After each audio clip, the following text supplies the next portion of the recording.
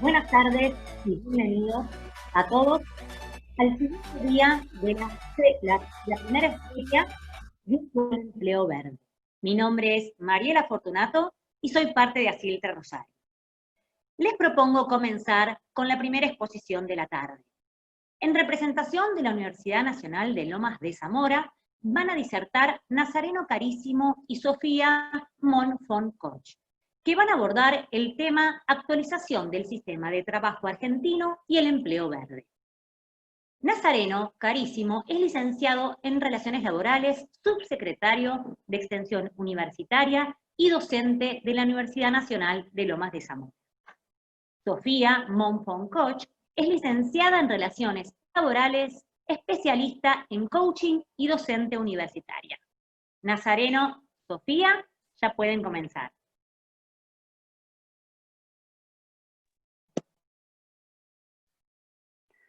Hola, ¿qué tal? Muy buenas tardes. Muchísimas gracias por la presentación. Veo que está Sofía ya compartiendo pantalla. Perfecto.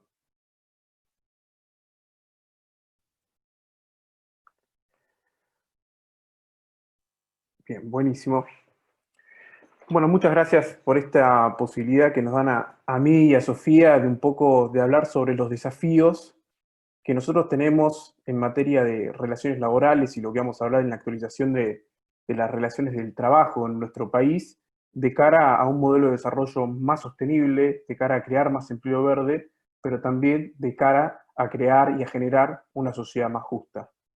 Nosotros elegimos un poco el tema de actualización del sistema de trabajo, sabiendo y entendiendo que nosotros tenemos un sistema de trabajo único en el mundo.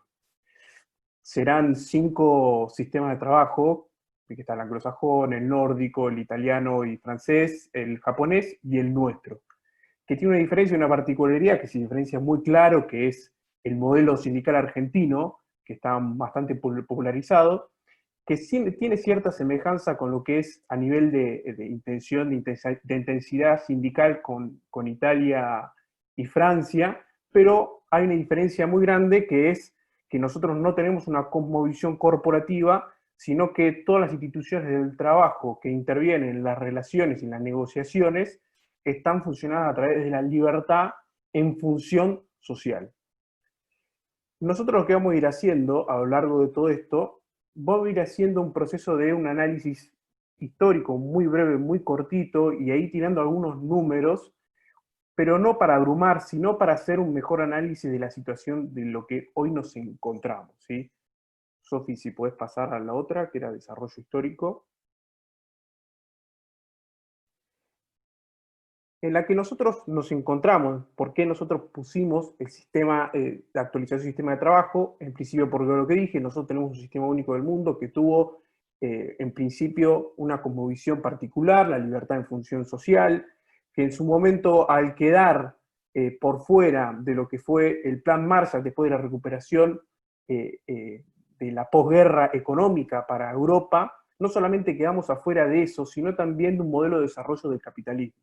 El plan Marshall lo que hacía de alguna manera, Estados Unidos obligaba a los países que tenían esta ayuda económica a ir a estudiar a la Instituto de Escuelas y Movimientos, de lo que en su momento fue de Taylor, para establecer un modelo de desarrollo del capitalismo. Entonces ahí Argentina se empieza, muy breve, muy sintético, empieza a generar, bueno, la ley de asociaciones profesionales, se empieza a generar un orden en su negociación colectiva hasta llegar a marzo del 55 en una exposición de aproximadamente 900 representantes de diferentes sectores del trabajo, donde establecieron un modelo de desarrollo del trabajo y del sistema de trabajo argentino.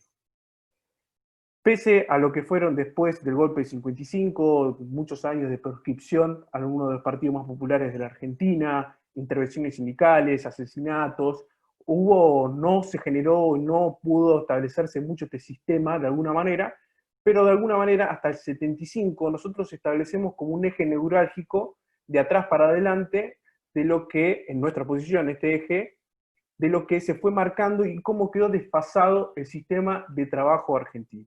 ¿Por qué marcamos el 75? Porque en el 75 nosotros teníamos una de las sociedades más igualitarias del continente americano, inclusivo a lo que era Estados Unidos, para entender la magnitud de lo que estamos hablando. Teníamos el PIB más alto que en su momento que Australia, y teníamos una sociedad muchísimo más justa, ¿no?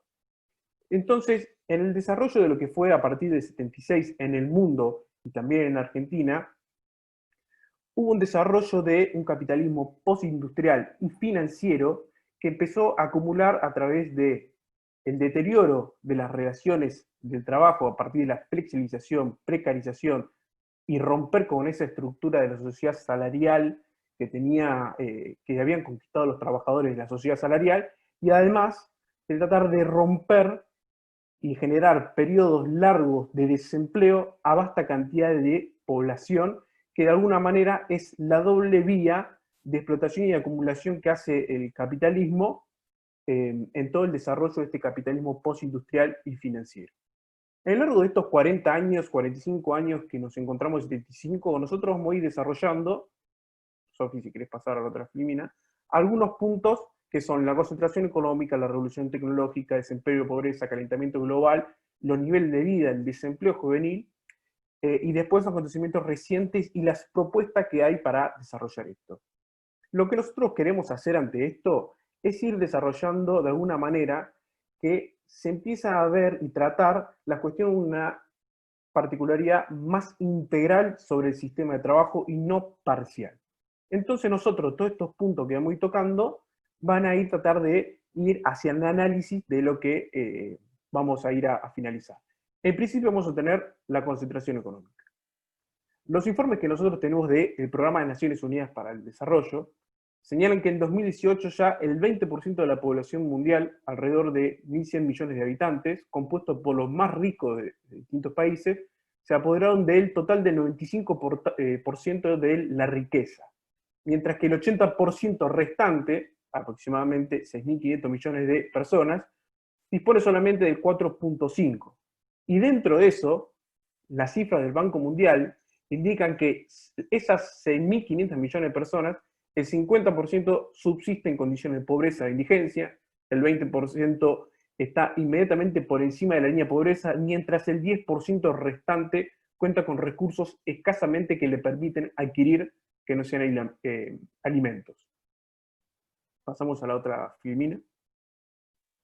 Después tenemos lo que ha generado a través de todo este desarrollo a partir del 76, también con una marcada desarrollo del neoliberalismo, en principio por esas potencias del occidente que han marcado eso, y a su vez de una revolución tecnológica, la automatización y la robotización que ha marcado la época de todos estos 45 años, ¿no? Y cada su vez hay un paralelismo con un marcado crecimiento del desempleo y la pobreza, que tiene como principales causas la combinación entre el predominio de estas concepciones neoliberales y el proceso de reconversión tecnológica y robotización derivados del despliegue de la revolución científico-técnica, que ha cerrado, de alguna manera, el ciclo histórico de lo que es la revolución industrial. Este proceso que se fue traduciendo en una expulsión masiva de trabajadores, como mencionamos anteriormente, el descarte, de las más diversas áreas de la actividad social, tanto en los países desarrollados como en los periféricos, acompañado con la caída de salarios reales, la creciente precarización laboral que ya lo mencionamos, que constata el crecimiento, el enriquecimiento de los sectores dominantes y también de los capitales especulativos y financieros.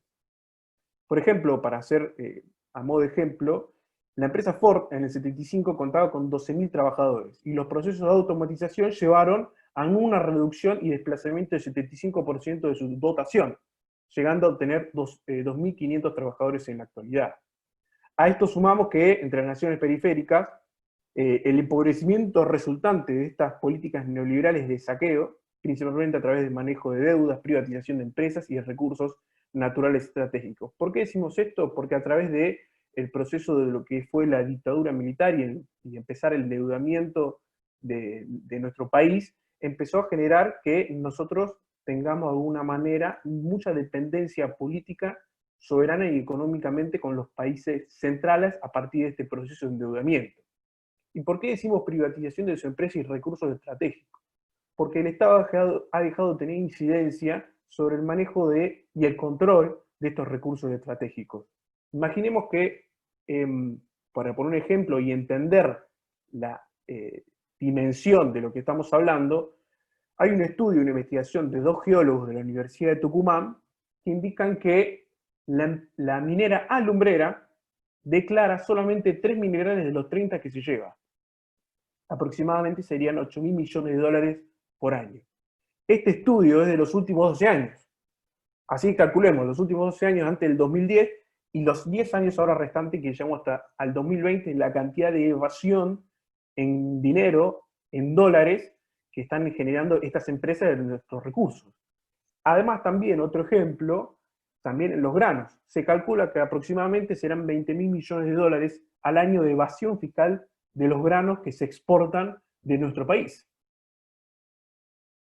Esto es a modo de ejemplo para entender el quiebre material que se ha generado en primera instancia por la dictadura militar de manera violenta y después a través de los procesos políticos neoliberales que ha generado la deslegitimación y ha generado de alguna manera este proceso de privatización y recursos de nuestros recursos estratégicos. Entonces, en nuestra actual dinámica financiera, los actuales grupos de poder dominante generan esta mansa cantidad de población descartable que ya ni sirve como mano de obra barata, porque son reemplazados por esta tecnología avanzada y tampoco sirve como consumidores dados sus paupérrimos recursos. Entonces, acá existe una paradoja entre que la automatización y la robotización te generan un montón de beneficios. Trabajan 24 horas al día, no te hacen paro, no hacen reclamos, no hacen nada de ese tipo, pero trabajan y te hacen bajar los costos y aumentar mucho la producción. Ahora lo consumen. Entonces, a nivel global, hay una problemática que es la sobreproducción por carencia de demanda. Bueno, y acá también hablamos también de lo que ha pasado dolorosamente por las crisis neoliberales, la precarización, que sin embargo, que en la Argentina en el 2005, a través de la ley de ordenamiento laboral que puso un freno a la precarización, siguió todo esto, y nosotros hoy nos encontramos, para hacer un paralelismo entre el 75 y el 2020, que el 75 nosotros tenemos un 90% de la población argentina con derechos sociales conquistados. O sea, estaban en relación de dependencia y registrados. Había un 3% de desempleo nomás. Entonces pasamos ahora a la actualidad, con los últimos datos que dio el INDEC, un 13% de desempleo, tenemos un 35% de trabajo no registrado, y encima los inactivos que se agregan a un 20%. Encima, nosotros tenemos aproximadamente del 6 millones de puestos de trabajo en la Argentina, ¿no? Más o menos de lo que son las empresas privadas, lo que dan el empleo en nuestro país. No ha cambiado en los últimos 45 años, y sin embargo, se ha duplicado la población argentina. Entonces tenemos la misma cantidad de empleo hace 45 años. Esto también es producto de la falta de inversión y el quiebre material que se le ha hecho a nuestro país. Y después tenemos, pasamos a otra familia, que es todo lo que ha hecho el calentamiento global, ¿no? Todo este proceso de capitalismo postindustrial y financiero también acumula a través de la sobreexplotación de los recursos naturales, ¿no? Entonces tenemos que numerosos estudios científicos coinciden a afirmar que las causas principales del calentamiento global son las emisiones de gases de efecto invernadero derivados de los combustibles fósiles, carbón, petróleo y gas, y de los procesos de deforestación agravados desde las últimas 3 décadas por el acelerado desarrollo de India y China, que están sustentados en la utilización masiva del carbón y el petróleo. A esto se le suman los incendios masivos en la Amazonia, que produce el 30% del oxígeno del país, junto a los procesos incontrolables de deforestación en otros países para ampliar la frontera agropecuaria, y por esta razón, entre 1990 y 2015, la Argentina perdió el 25% de sus bosques nativos. En la región del Gran Chaco, nuestro país, que comparte con Paraguay, hoy mismo están siendo amenazados otros 10 millones de hectáreas. Entonces, estos modelos de extractivistas que se han extendido masivamente en las últimas décadas a nivel mundial, y especialmente en América Latina, con el cultivo de transgénicos, agrotóxicos, megaminería a cielo abierto, con la utilización de cianuro y ácido sulfúrico, explotación de hidrocarburos no convencionales, ha generado una drástica contaminación de las aguas. entendiendo que nosotros tenemos uno de los acuíferos emplazados en todo nuestro territorio nacional más importantes del mundo, ¿no? Entonces la utilización de estos masivos recursos hídricos para sus producciones tienden a agravar la situación y obligar a proyectar alternativas nuevas que empiezan a generar cambios estructurales y esenciales para el desarrollo de nuestro país. Para poner un modo de ejemplo, y más que ejemplo, de lo que dijo antes de morir Stephen Hopkins, que es el astrofísico británico, una de las mentes más brillantes de los últimos tiempos, advirtió que si la Tierra sigue en este curso de explotación del cual este calentamiento global se va a ir acelerando y se va a volver irreversible.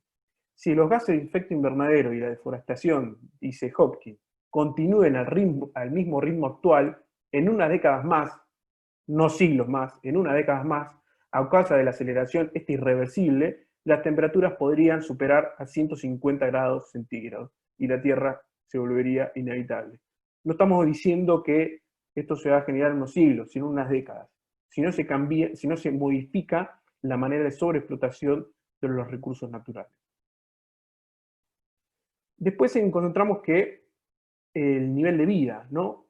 Nosotros ahora vemos que la pandemia y el COVID-19 de alguna manera dejaron al descubierto todas estas problemáticas políticas, sociales y económicas en el mundo que se vienen acarreando desde muchos años, con lo que vengo exponiendo, pero hoy se terminó acelerando por esta crisis que ha generado el COVID-19.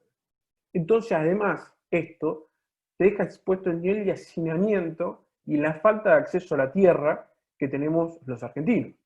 Argentina es el octavo país del mundo con más territorio, pero el 93% de los habitantes viven en las ciudades donde, en la mayoría de los casos, existen causas estructurales de diversos colapsos sanitarios, hacinamiento, sedentarismo, enfermedades preexistentes asociadas a la mala calidad alimentaria, escasez o contaminación del agua y altos niveles de polución ambiental.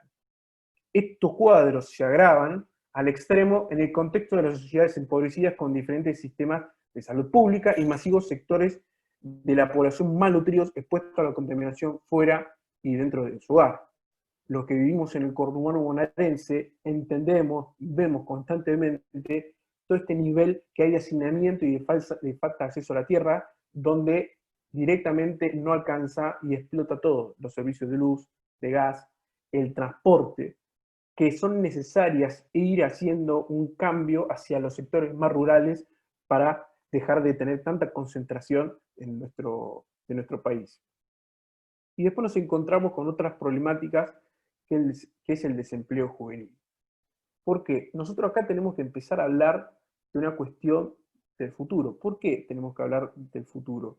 Porque podemos comprender y entender de hablar del futuro del desarrollo del país si tenemos un 23% de desempleo de los jóvenes hace más de 20 años y no se soluciona.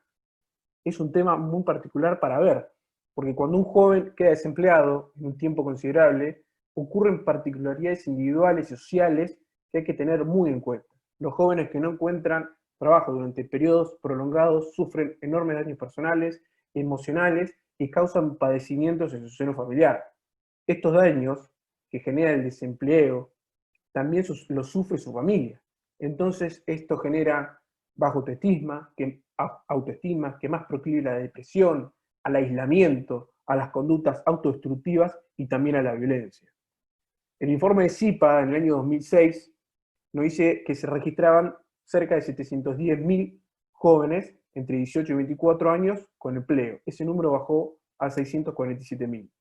Es la pérdida de empleos de asalariados jóvenes en 10 años y junto al incremento de aquellos que ingresan al mercado de trabajo por primera vez, explica que estemos siempre en un desempleo de 23%. Y un joven que no desarrolla hábitos laborales, no incrementa habilidades socioemocionales fuera de su familia y no desarrolla formación técnica para un trabajo ni para llevar a cabo un emprendimiento, es un joven cuyo futuro condicionará con un país menos desarrollado. Hoy, en estos días, salió el último informe del INDEC del trimestre el segundo trimestre, y nos dice además que las jóvenes mujeres tienen un 28% de desempleo. Ahí también encontramos las desigualdades de género que hay en el desempleo juvenil. Y ni hablar de los otros conceptos como es el techo de cristal, piso pegajoso, paredes de cristal, que hablan también de la desigualdad de género, que son temas también a resolver. Otro tema importante, que es la crisis de sustentabilidad que está teniendo nuestro sistema de seguridad social, ¿no? Porque en los últimos 4 años ha generado una pérdida de recursos totales de nuestro sistema increíbles. Si lo vemos a simple vista, vemos que fue aumentando a nivel del peso, pero si lo pasamos a una moneda constante, como es el dólar, vamos a observar que el total de recursos perdidos de diciembre de 2015 a diciembre de 2019 fue una pérdida de 30.300 millones de dólares, aproximadamente el equivalente a 1/3 del total de nuestra deuda externa. Esto lo podemos interpretar por la pérdida importante de recursos del sistema que se dio a las devaluaciones registradas de los últimos años, que la divisa pasó del 9.75 a 63, y ahora aún más todavía, con esta problemática del dólar que vimos la semana pasada. Existen otros aspectos a tener en cuenta alrededor de estas pérdidas con las devaluaciones registradas, ya que la dolarización de la tarifa de servicios públicos, la apertura comercial y la caída del consumo interno perjudicaron a las industrias de manera estructural, generando la pérdida de miles de empleos. Es cierto que, según los datos que nos da el Ministerio de Trabajo, las tasas de participación laboral y de empleo no sufrieron cambios bruscos. Esto se explica por el aumento de la tasa de desocupación horaria, entendiendo por el pase del empleo formal hacia empleos precarios con alternativas de existencia. Además, otro fenómeno que no hace cambiar estas tasas de participación laboral es que la destrucción de empleo fue compensada por el aumento de cantidad de monotributistas y trabajadores de casas particulares. Los datos que nos da el Ministerio son de la pérdida de 237.000 empleos del sector privado. Estos no son aportes ni contribuciones que ingresan al sistema de la seguridad social. Además de la caída del salario real, la caída del consumo, el desempleo, generó también las pérdidas en sistemas del que ingresan al sistema vía IVA, aportes y contribuciones. El salario mínimo vital y móvil también es una manera de verlo, porque el 2015 rondaba por $607 y ahora ronda por $270. A todo esto, bueno, hay problemas también hubo problemas con la devolución de los recursos coparticipables que antes entraban en el CES, la modificación de ganancias, la modificación que hubo en la reparación histórica y las ventas de acciones del Fondo de Garantía de Sustentabilidad, pero bueno. ¿Por qué digo esto? Porque el sistema de seguridad social es importante para, de alguna manera, entender el desarrollo y el futuro del empleo de cara a entender que nosotros tenemos, de alguna manera, una parte de queremos una movilidad social ascendente, queremos que a nuestros hijos y a nuestros nietos nos vaya bien, queremos a los 60 o 65 años tener una jubilación digna y que nosotros nos permita seguir subsistiendo. Hoy tenemos que 1,8 trabajadores aportan a un jubilado, cuando debería ser 3 trabajadores aportan a un jubilado. Hay una crisis en ese sentido. Entonces, a lo largo de todo lo que expuse, hay un quiebre material y hay un quiebre espiritual. Material sobre el quiebre de nuestros recursos estratégicos, la destrucción del aparato productivo en la Argentina, y el espiritual a través del eje de trabajo. El eje de trabajo es el eje neurálgico que a nosotros nos permite trascender como personas y trascender hacia pensar el modelo de desarrollo del país. Entonces, nosotros acá pensamos que nosotros no podemos pensar una futura reforma laboral, no podemos pensar esto de manera parcial, táctica, tenemos que elaborarlo de manera estratégica desde todos los puntos de vista. A nosotros nos quieren hacer ver que siempre el problema es parte de las contribuciones y la carga impositiva que tiene la parte empleadora sobre ese sector. Sin embargo, puede ser que sea una parte o no voy a poner a discutirlo. Pero ahora nosotros tenemos diferentes reformas que han estado desde los 80 hasta la actualidad, 80, 90, 2000, 2004, 2007, 2014 y 2017, de reforma de contribuciones patronales con diferentes aristas, pero que no han podido solucionar el problema, porque el problema es mucho más amplio. El problema es a través de un modelo de desarrollo de nuestro sistema de trabajo en general, que tiene que de alguna manera sentar a todos los actores sociales y empezar a discutir en serio todas estas problemáticas para poder, de alguna vez por todas, resolver las problemáticas estructurales y esenciales de nuestro país. Con esto ya terminé y le dejamos la palabra a mi compañera Sofía como para que siga con el tema. Muchas gracias, Nasa. ¿Se escucha bien? Perfecto. Bien, perfecto. Vamos a hablar un poquito, en función de lo que contaba Nazareno, de los acontecimientos recientes que tenemos a nivel medio ambiente, que están íntimamente relacionados con lo que es el empleo verde y con también los diferentes actores socioeconómicos que van interviniendo, ¿sí?, en los diferentes eventos que tuvimos entre el 2019 y el 2020. Obviamente no voy a explayarme mucho con el coronavirus porque ya varios de nosotros estamos en el tema, ya sabemos un poco cómo venimos a nivel números. Hoy tenemos 679.000 casos aproximadamente, con unos 15.000 muertos, ¿sí?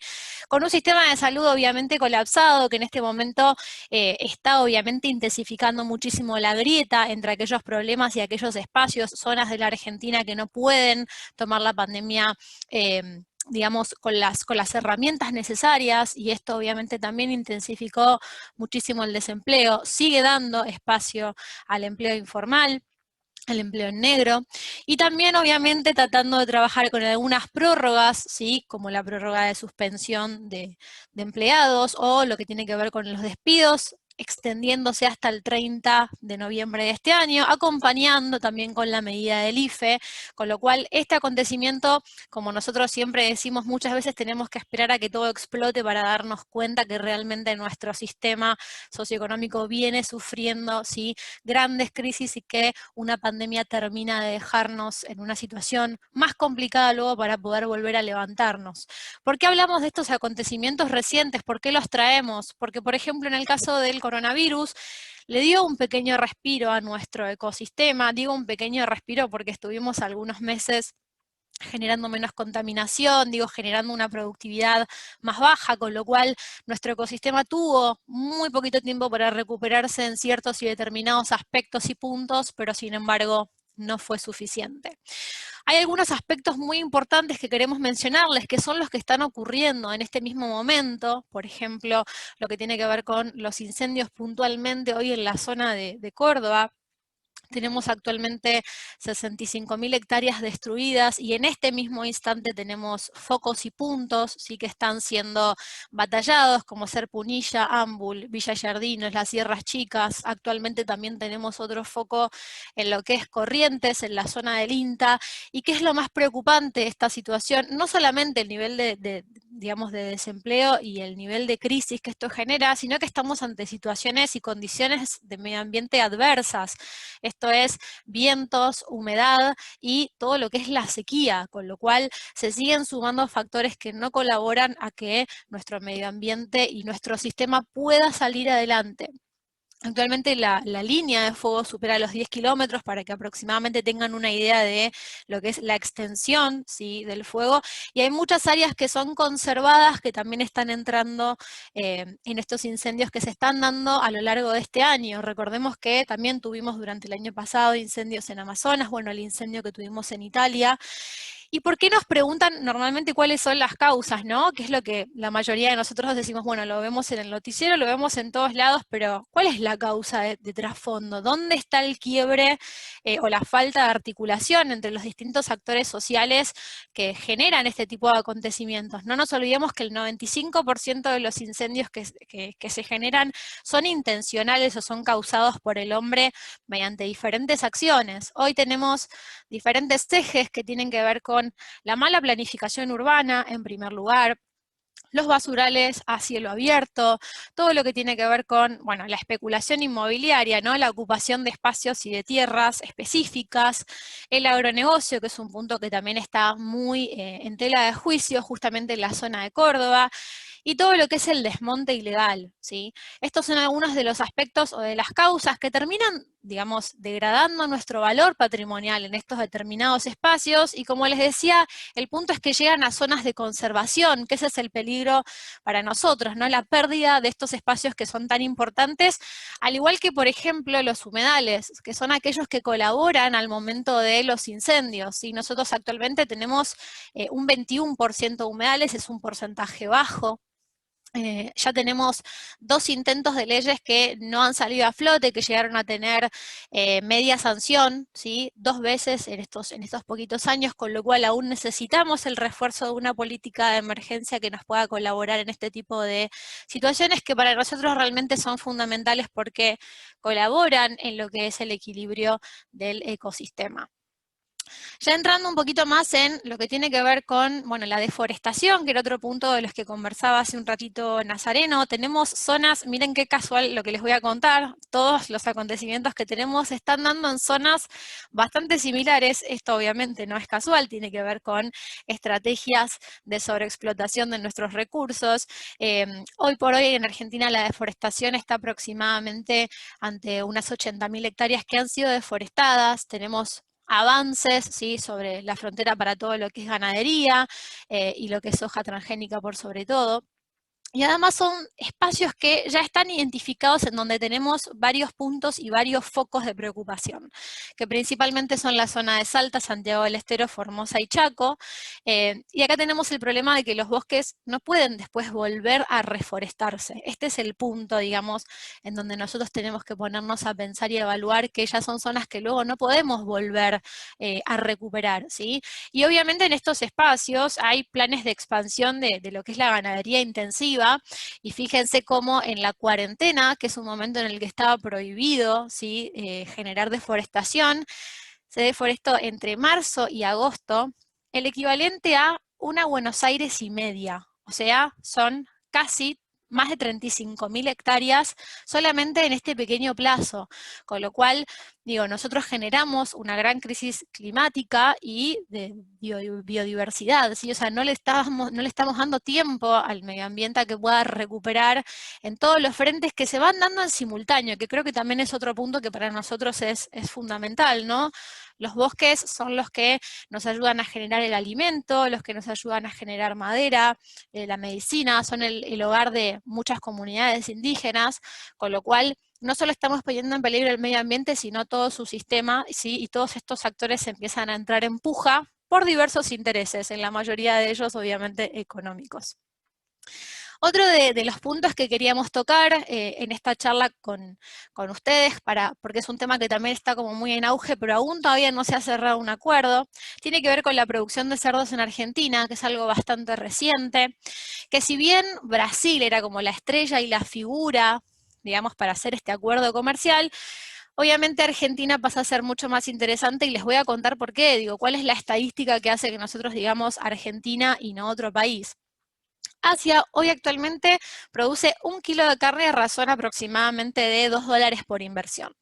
Si esto se realiza en Argentina, se haría a 70 centavos por inversión, con lo cual imagínense el nivel de ahorro que estaría teniendo obviamente este sector, y además se pretenden establecer justamente en estos espacios de los cuales estamos hablando, que son los que más están requiriendo hoy, digamos, soluciones a nivel emergencia, ¿no? Por ejemplo, la zona del norte de la Argentina, justamente se quieren establecer 25 granjas en este mismo lugar, ¿sí?, trayendo hasta 500.000 de cerdos, lo cual generaría que en Argentina estemos produciendo el doble de lo que se produce normalmente a nivel nacional, ¿sí? Esto generaría una gran contaminación del agua, de nuestros suelos, ¿sí?, sin poder recuperar nuevamente estos espacios, serán dedicados exclusivamente para lo que son la producción de cerdos.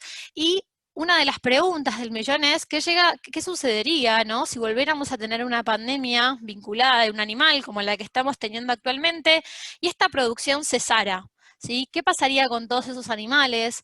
¿Habría vuelta atrás? Digo, ¿hay vuelta atrás luego de que ya empezamos con un plan y con una inversión tan grande económicamente, con un sistema de producir en Argentina con estos animales que últimamente son los que vienen trayendo varias enfermedades? Esto como para que ustedes también lo piensen y se queden con esta idea, ¿no? ¿Qué pasaría si nuevamente volvemos a tener una crisis sanitaria como la que estamos viviendo actualmente y Asia cierra absolutamente toda su gestión en Argentina y nosotros nos quedáramos con este sobrestock de animales? Porque ese es el punto, o sea, no podríamos volver hacia atrás devolviendo, por así decir, toda la sobreproducción que se generaría aquí, que como dije es el doble de lo que Argentina hoy está dispuesto a producir. Otro de los puntos que surgió este año, que también tiene que ver justamente con el agua, que es uno de los recursos que hoy está más en puja, justamente es la guerra que surgió entre Mendoza y La Pampa. Les cuento para los que quizás no están tan en tema con este punto que para nosotros es fundamental. Tiene que ver con que se está generando la famosa obra de la mega represa histórica que se va a generar justamente en Mendoza y que se va a sentar sobre el Río Grande, ¿bien? Con lo cual, digo, este proyecto viene trabajándose desde el año 2016, tuvo varios frenos, digamos, la primera vez en la que se lanzó esta propuesta, que es una propuesta muy desafiante, ahora les voy a contar un poco por qué, no tuvo la participación de las provincias, no se aprobó, y luego, en el 2016, fines del 2016, cuando se terminó de aprobar esta mega obra de siglo, todas las provincias apoyaron, excepto La Pampa. ¿Por qué? Porque La Pampa dice que no están realizados los controles y que esto va a terminar haciendo que el río Colorado peligre. ¿Sí? En esta zona tenemos nosotros una crisis hídrica hace muchísimos años, con lo cual se prevé ¿sí? que con esta mega represa hidroeléctrica se generen aproximadamente entre 10.000 empleos, ¿sí? Más de 10.000 personas trabajando, y además va a estar generando una gran cantidad de energía, ¿sí? Energéticamente estaría abasteciendo a más de 13.000 usuarios y se estaría generando en un plan constante durante 5 años. Estaría produciendo casi el triple que otros diques que tenemos actualmente en la Argentina. Fíjense cómo nuevamente, ¿sí? Lo que tiene que ver con el medio ambiente, con el cuidado, con las normativas, con las reglas al momento de generar estos grandes monstruos, ¿sí? Estas grandes obras, queda hacia un costado y se prioriza obviamente la realización de este tipo de acciones en las que nosotros probablemente veamos el impacto dentro de unos años, como contaba Nazareno, ¿sí? Realmente hoy entendemos que el medio ambiente está en un estado de emergencia muy importante, con lo cual es probable que ya empecemos a ver nosotros este deterioro cuando antes lo pensábamos realmente para dentro de muchos siglos.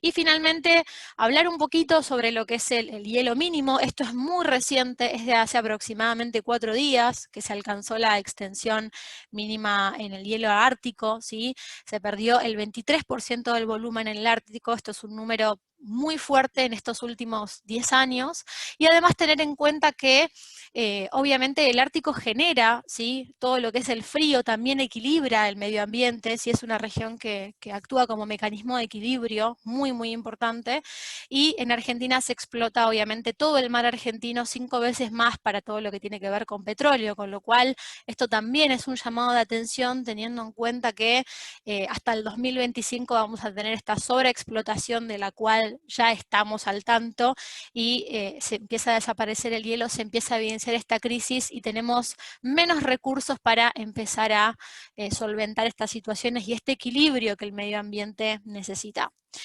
Bien, hablando un poquito de estos acontecimientos recientes que fueron los que fueron surgiendo entre 2019 y 2020, estas son un poco nuestras propuestas, bien. La primera, que es para nosotros una de las más importantes, es hablar un poco de lo que es el contrabando, ¿sí? Y evitar el contrabando de mineras, petroleras, agronegocios similares. Hoy el control es muy bajo, la realidad es que no hay un control estricto, la realidad es que la mayoría de las empresas y de los digamos, de los actores que están involucrados en cuestiones con el medio ambiente pagan tasas y pagan multas muy bajas que están incluidas dentro de lo que son, digamos, sus recursos de producción, con lo cual, digo, abonan esta multa que es muy baja y siguen sobreexplotando nuestros recursos sin que haya un control, sin que haya una delimitación, y obviamente cada rubro impacta en el medio ambiente sin tener control y sobre todo evasión, que es lo que a nosotros más nos preocupa en este punto.